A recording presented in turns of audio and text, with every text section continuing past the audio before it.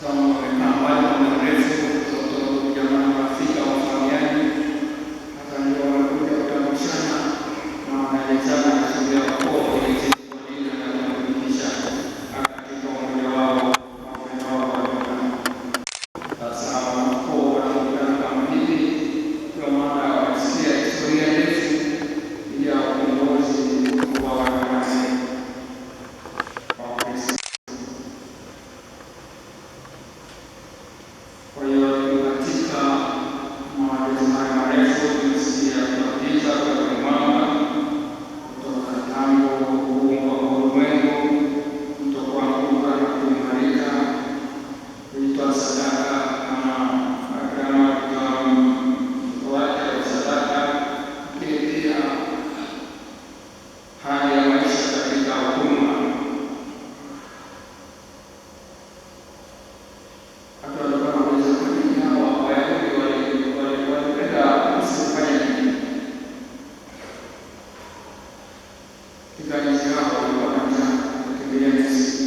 Misri wakafurahika, wakaongezeka. Sasa Misri wakaona hawa watu watatuvamia na kutupa nchi yetu, wakaanza kuwanyanyasa, wakaanza kuingia katika utumwa. Walilia Mungu akawaokoa kutoka nchi yao.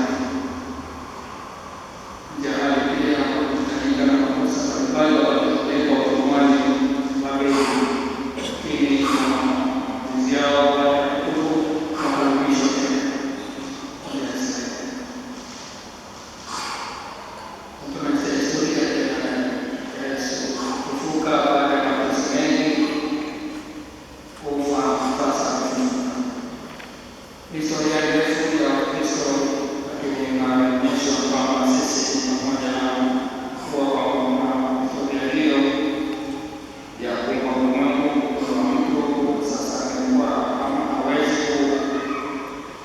kuokoka bila usaidizi wa Mungu. Unaona jinsi Mungu alikuwa anasaidia huko katika hali mbalimbali ya utumwa.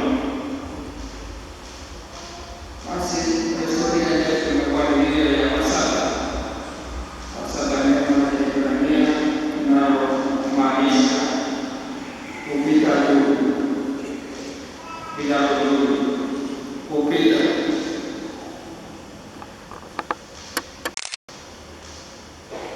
Bila kurudi. Pasaka. Hao kama Wayahudi walikuwa Misri, kabla sasa ya kwenda kuokoka, basi inabidi mfanye moja lingine. Mungu alipita juu ya milango ya Israeli kule Misri bila kuwadhuru, wakati alikuwa wazee wa kwanza wa Misri waliokataa kuwaruhusu wasikize kwa damu. Katika Uruguay, kila familia ya Wayahudi watoa kondoo asina kilema aliyechinjwa na kuliwa jioni ile alipotayarisha kuondoka Misri. Nyama hiyo walichoma ikaliwa siku ile na mikate isiyotiwa chachu, damu yao ikapakwa kwenye vizingiti vya nyumba yao. Nasema sasa hiyo damu kwenye vizingiti vya nyumba yao inaenda kapima, wanaenda kapima waadhibu hawa wa Misri wajue wapi asiwadhuru. Kwa maana alipita juu ya nyumba zao hakuwadhuru. Tumsifu Yesu Kristo. Amina. Ndio tunaona Yesu Kristo anahusika na mwana-kondoo aliyechinjwa Pasaka. Waliochinjwa na kuila nyama yao walikuwa tayari kuondoka utumwani.